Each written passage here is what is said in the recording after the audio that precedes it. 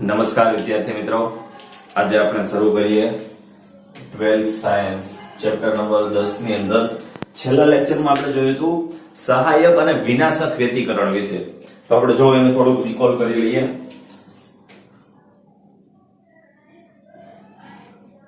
સહાયક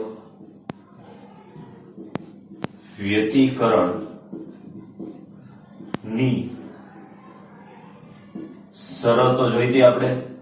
સહાયક વ્યતિકરણની શરતો કઈ શરત હતી? તો બે શરત હતી. પેલું તો પદ તફાવત અને બીજું કડા તફાવત. તો પેલું જોઈએ પદ તફાવત. શું હતું પદ તફાવતનું સૂત્ર? તો ડેલ્ટા એક્સ કહી દઉં હું એને. પદ તફાવત ડેલ્ટા એક્સ બરાબર શું હતું? n લેમ્બડા હતું. પછી બીજું કડા તફાવત.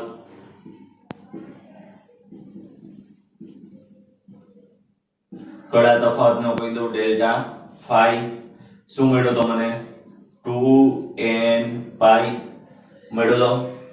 આ મેં સિમ્બોલ આપી દીધા. પદ તફાવત ડેલ્ટા એક્સ, કડા તફાવત ડેલ્ટા ફાઈ. ચલો બીજું ભણ્યા હતા વિનાશક વ્યતિકરણની શરતો. તો અહીંયા લખી નાખીએ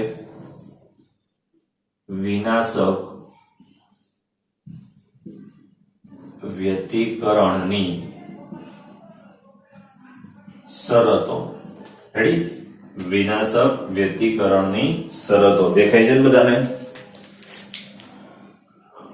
ઓકે, ચાલો માપના જ અક્ષર છે, દેખાય છે. તો વિનાશક વ્યતિકરણ માટેની શરતોની વાત કરીએ તો વિનાશક વ્યતિકરણ માટે પદ તફાવત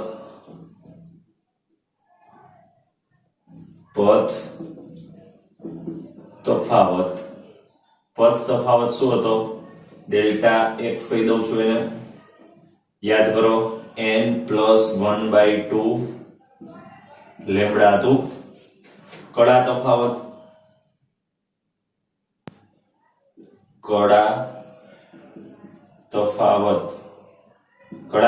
કેટલો હતો? Delta phi = n + 1/2 * 2π.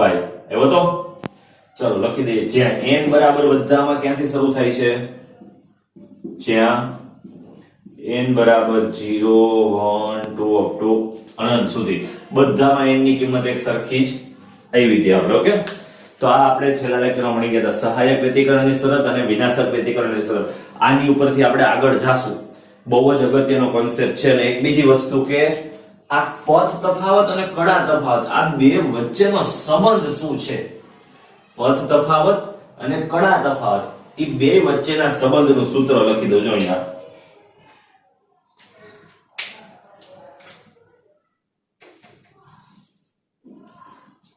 પદ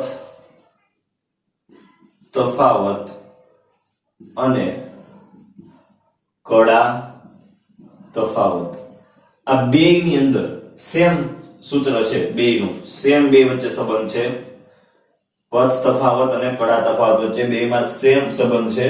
પદ તફાવત આપણે કહીએ છીએ delta x = 2π / lambda delta phi. Ready? આ બે સૂત્રની મદદથી તમે આ બે અથવા આ બે સૂત્રની મદદથી જો પદ તફાવતનો અને કડા તફાવતનો સંબંધ જોતો હોય તો આપણે મળશે 2π લેમ્બડા * ડેલ્ટા થીટા. તો આ મોસ્ટ આઈએમપી સૂત્ર છે. JEE નીટ ગુજકેટ આ બધા માટે અગત્યનું છે. આમાંથી એમસીક્યુ પૂછાઈ જાય છે આના ઉપયોગ કરીને, તો તમને આવડવું જોઈએ. અને આનો આપણે આજે JEE નીટ નો થોડીક થિયરી ભણવાની છે, એમાં પણ આનો ઉપયોગ જોશું કેવી રીતના કરવાનો તે. ઓકે, આ બે મેળવવા માટે આનો ઉપયોગ થાય અને આ બે માંથી આ મળે. હવે આજે આપણે જોઈએ, આજે સવાલ ભણવાનો છે બે ઉદ્ગમો દ્વારા કોઈ બિંદુ પાસે કડા તફાવત ફાઈ હોય તો ત્યાં તીવ્રતાનું સૂત્ર મેળવવાનું છે. સવાલ આજનો જોઈએ. બે ઉદ્ગમો દ્વારા કોઈ પણ બિંદુ પાસે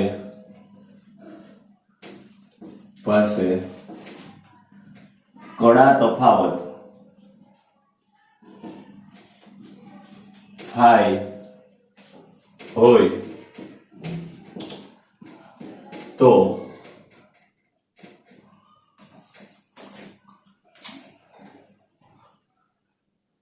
કડા તફાવત ફાઈ હોય તો તે બિંદુ પાસે તીવ્રતાનું સૂત્ર મેળવો.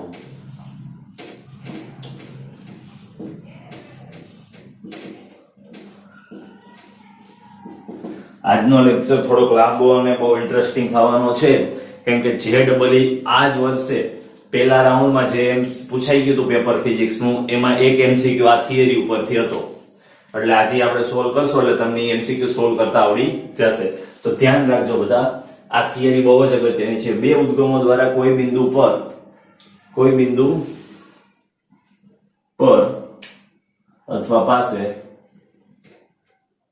કોઈ પણ બિંદુ પાસે કડા તફાવત કેટલો હોય, ફાઈ હોય તો તે બિંદુ પાસે તીવ્રતાનું સૂત્ર મેળવવાનું છે. તો પેલા આપણે આકૃતિ જોઈએ. બે બિંદુ લઈ લઉં. આ બિંદુ S1, અહીંયા બીજું બિંદુ લઈ લીધું S2, અહીંયા કોઈ ત્રીજું બિંદુ છે, ત્યાં કડા તફાવત જોઈએ છે, ફાઈ છે એવું કીધું છે. તો અહીંયા લઈ લઉં બિંદુ G. બિંદુ નામ આપી દો, બિંદુને નામ આપું છું G. G બિંદુ છે, ત્યાં બેયનો કડા તફાવત છે, બે વચ્ચેનો ફાઈ. તો અહીંયાથી જે તરંગ પહોંચે છે તેનો અને અહીંયાથી તરંગ પહોંચે છે તેનો, બે પહોંચે છે, એનો કડા તફાવત ફાઈ છે. તો આનું સૂત્ર ધારો કે છે પદ તફાવત A cos ઓમેગા t. તો બે વચ્ચે કડા તફાવત ફાઈ નો છે, તો આ છે A cos omega t plus phi.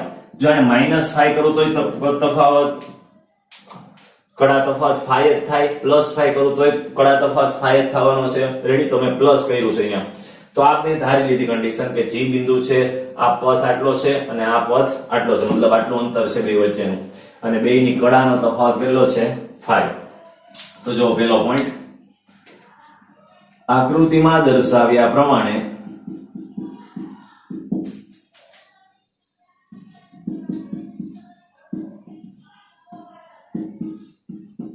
અવાજ આવે છે ને બધાને વિદ્યાર્થી મિત્રો વ્યવસ્થિત?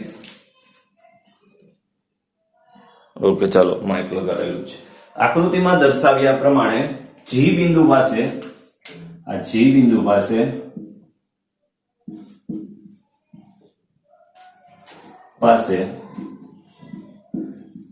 S1 અને S2 ઉદ્ગમો નો કડા તફાવત ફાઈ છે. રેડી? S1 અને S2 આ બે ઉદ્ગમોનો કડા તફાવત કેટલો છે? ફાઈ છે. પેલો પોઈન્ટ, આકૃતિમાં દર્શાવ્યા પ્રમાણે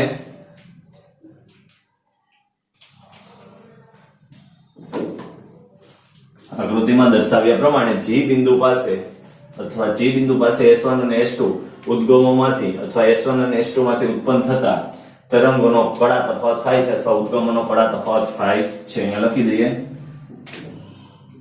S2 પાસે S1 અને S2 માંથી, G બિંદુ પાસે S1 અને S2 માંથી ઉત્પન્ન થતા તરંગોનો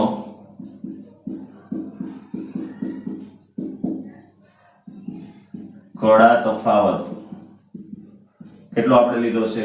ફાઈ છે. આપણે સવાલમાં જ આપ્યો છે. ઓકે, જે આપણે આકૃતિમાં દર્શાવ્યું છે અહીંયા લખેલું છે, જે સવાલમાં આપણે આપ્યું છે, બીજું કાંઈ હજી નવું લખ્યું નથી. હવે જો S1 અને G વચ્ચેનું સ્થાનાંતર જોઈએ. S1 અને G વચ્ચેનું સ્થાનાંતર કેટલું છે? y1 બરાબર હું એને કહી દઉં A cos ઓમેગા t. એક વસ્તુ યાદ રાખજો, આપણે બે જે ઉદ્ગમ લીધા છે સુસંબંધ ઉદ્ગમ છે, એટલે બેયનો કંપ વિસ્તાર કેવો છે? સમાન છે. એટલે સુસંબંધ ઉદ્ગમો છે, સમાન કંપ વિસ્તાર છે. ચલો, અને બેયની આવૃત્તિ પણ ઓમેગા કેવી છે? સમાન છે. તો કોણીય આવૃત્તિ સમાન છે, તો આવૃત્તિ પણ કેવી થાય? સમાન થાય. કારણ કે આનું 2πf થઈ જાય, આમાં 2πf, તો બેમાં ff સમાન આવ્યું. ચલો બીજું જોઈએ, S2 અને G વચ્ચેનું સ્થાનાંતર, S2 અને G વચ્ચેનું સ્થાનાંતર કેટલું છે? y2 બરાબર a cos omega t plus 5. આ આપ્યું છે આપણે S2 અને G વચ્ચેનું સ્થાનાંતર. કેટલું આપ્યું છે? a cos omega t plus 5 મેં અહીંયા લઈ લીધું છે. ઓકે, ચલો હવે આગળ જુઓ. સંપાતપણાના સિદ્ધાંત મુજબ આ બેનો સરવાળો થશે, બે તરફ અહીંયા ભેગા થશે તો લખી દઉં સંપાતપણાના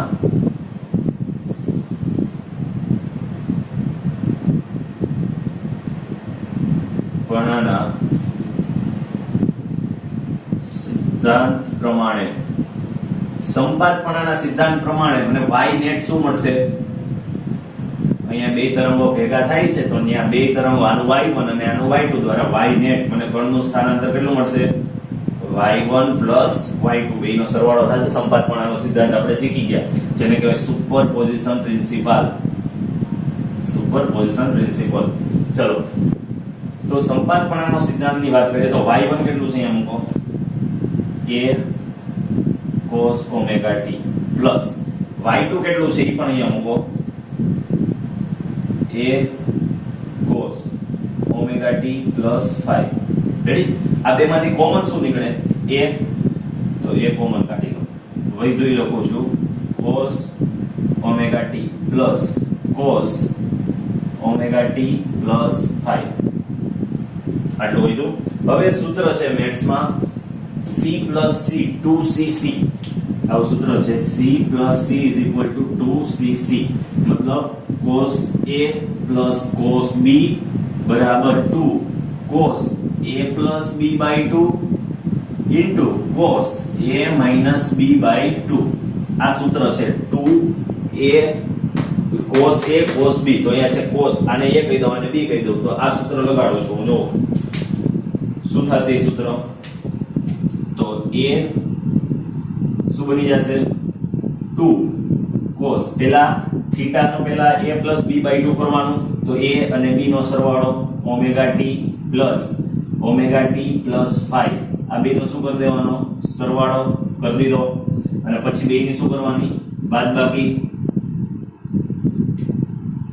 ચલો cos omega t minus omega t minus 5 થઈ જાય. આને આ બે બાદબાકી કરો તો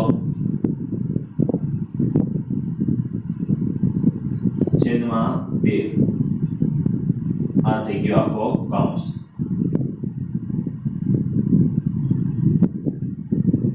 રેડી?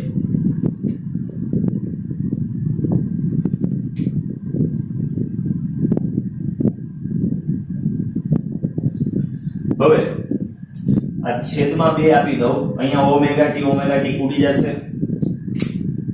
અહીંયા 2 ઓમેગા t પ્લસ 5/2 છે. અહીંયા વધશે cos માઈનસ 5/2. તો આને હું આગળ લઈ લઉં અને પાછળ લઈ જાઉં છું. તો શું લખાય જુઓ? a 2a 2 અહીંયા બહાર લઈ લો. પહેલા આ પદ લખું છું, પછી આ પદ લખું. આ પદમાં શું વધશે? cos માઈનસ 5/2 વધશે આટલું. હવે cos યુગ્મ વિધેય છે તો આ માઈનસ હું રાખું કે ન રાખું કઈ ફરક પડે નહીં. બહાર કાઢું તો પ્લસ થઈ જાય. તો આની જગ્યાએ હું લખી શકું cos 5/2. cos યુગ્મ વિધેય છે તો cos માઈનસ થીટા બરાબર cos થીટા લખી શકું આવી રીતના. cos માઈનસ થીટા બરાબર cos થીટા હું લખી શકું. તો મારી પાસે અહીંયા આ વધતું તો મેં આ લખી દીધું. ઓકે, cos માઈનસ થીટા બરાબર cos થીટા હું લખી શકું.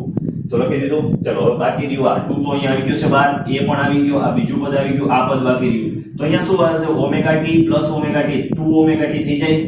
થીટા શું થઈ જાય? 2 ઓમેગા t પ્લસ 5/2. બેને છેદમાં 2 આપી દઉં તો આ બે કેન્સલ. તો વધ્યું શું? Omega t plus 5/2. તો આ પદમાં વધશે cos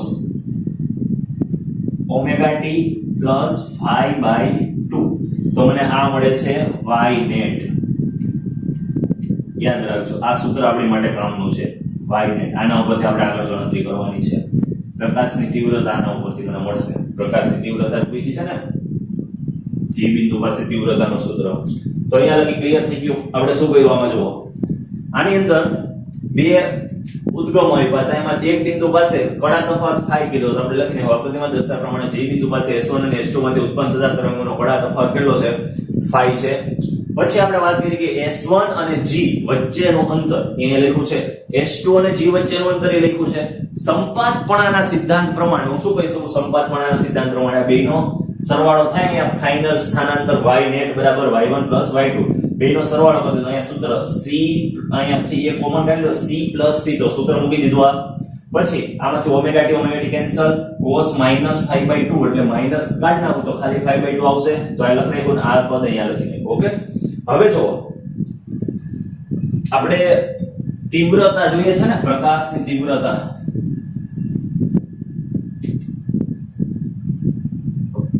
તો હવે આ સૂત્ર ઉપરથી જો અહીંયા પ્રકાશની તીવ્રતા, પ્રકાશની તીવ્રતા, તીવ્રતા એટલે શું થાય ધ્યાન રાખજો. હું અહીંયા લખું છું વાદળમાં, આ એક્સ્ટ્રા છે. રેડી? આ સવાલમાં લખવાનું I બરાબર સૂત્ર શું છે? 2πf² s² ρ v². આ સૂત્ર છે 2πf, સોરી અહીંયા v² નહીં આવે, આ 2πf² s² ρ v. હવે માધ્યમ એક જ છે, શું સંબંધ ઉદ્ગમો છે? તો 2πf અચળ હશે. અહીંયા જોયું કે બેમાં 2πf છે. ρ માધ્યમની ઘનતા પણ અચળ હશે. v એક જ માધ્યમમાં બે તરંગનો વેગ સરખો જ રહેવાનો છે, તો બદલાશે એ. તો આની લખાય I ચલે છે a². તો તીવ્રતા પ્રકાશની કેટલી હોય? I is proportional to a² ના સમપ્રમાણમાં હોય. તો તીવ્રતા જ આપણે શોધવી છે. તો આ y net ઉપરથી મને I net કેવી રીતના મળે? I net final, I net is equal to, આમાંથી a શું છે? આટલો કડા છે. જો આમાં t આવે છે ને, સમય સમય કડા બદલાય છે, આમાં t નથી આવતું. અને આ 2a તો કંપ વિસ્તાર છે, તો આખો કંપ વિસ્તાર થઈ ગયો. આમાં કંપ વિસ્તાર કેટલો છે? આટલો કંપ વિસ્તાર છે 2a cos π/2. કારણ કે આમાં સમયનું વિધેય જ નથી, તો આ તો ફિક્સ છે. ફિક્સ હોય શું હોય? કંપ વિસ્તાર હોય, તો આટલો કંપ વિસ્તાર થઈ ગયો. આનો વર્ગ ઈ શું કહેવાય? I net. તો આનો વર્ગ કેટલો થાય? 2 નો વર્ગ 4, a નો વર્ગ a² અને cos સ્ક્વેર π/2 થઈ જાય. આનો વર્ગ ઈ શું છે? a નો વર્ગ, કંપ વિસ્તારનો વર્ગ ઈ તીવ્રતા છે. તો અહીંયા કંપ વિસ્તાર મને આટલો મળ્યો. આ છે કડા, સમય સાથે જે બદલાતી કડા હોય ને બાકીનું બધું શું હોય? કંપ વિસ્તાર. તો આ કંપ વિસ્તાર મને એનો વર્ગ કરી દીધો, તો I net મળી ગયું. આગળ જુઓ, આમાંથી જો શરૂઆતમાં બેમાં કંપ વિસ્તાર સરખો છે, તો હું શરૂઆતની તીવ્રતા I0 લઈ લઉં. આ તરંગની તીવ્રતા છે I0 શરૂઆતમાં, આની તીવ્રતા છે I0. તો a² બરાબર I0 થાય. શું થાય? a² બરાબર I0. અહીંયા શું છે? a છે. તો આની તીવ્રતા કેટલી થાય? જો અહીંયા લખું છું, આ તરંગમાં અહીંયા કંપ વિસ્તાર કેટલો છે? a છે. જો કંપ વિસ્તાર a હોય તો તીવ્રતાને હું શરૂઆતની I0 કહી દઉં તો શું થઈ જાય? a² થઈ જાય. તો a² બરાબર શરૂઆતની તીવ્રતા હું I0 મૂકી શકું. તો અહીંયા a² બરાબર I0 મૂકું તો I net શું થઈ જાય? 4I0 cos square π/2. તો મને આ શું મળી ગઈ? ફાઇનલ પ્રકાશની તીવ્રતા. આ જ સૂત્ર મને તારવવાનું કીધું હતું. રેડી? આ બે વ્યતિકરણ માટે સાચું છે, સહાયક અને વિનાશક વ્યતિકરણ. બંને વ્યતિકરણ માટે આ જે તીવ્રતાનું સૂત્ર આવ્યું એ સાચું છે. હવે આગળ જુઓ કે સહાયક વ્યતિકરણ હું ક્યારે કહી શકું? સહાયક વ્યતિકરણમાં આપણે જોયું હતું કે તીવ્રતા કેટલી હોય? 4I0 લેક્ચરમાં આગળ જોયું હતું. સહાયક વ્યતિકરણ માટે આગળના જ લેક્ચરમાં પ્રકાશની તીવ્રતા કેટલી હોય? 4I0. તો અહીંયા 4I0 ક્યારે બને? જ્યારે આની કિંમત 1 થાય ત્યારે. તો આ 1 થાય તો phi મારે શું રાખવું પડે જેથી આ 1 થઈ જાય? આ આખું છે cos 1 ક્યારે થાય? cos 1, cos 0 એ 1 થાય. તો થીટા મારે 0 કરવું હોય તો phi 0, પછી બીજું 2π એ 1 થશે તો અહીં 2π થવું પડે, પછી 4π એ 1 થશે તો અહીં 4π થવું પડે. તો phi ની એવી કઈ કિંમત મૂકું કે 0, 2π, 4π, 6π એવું થાય? તો જો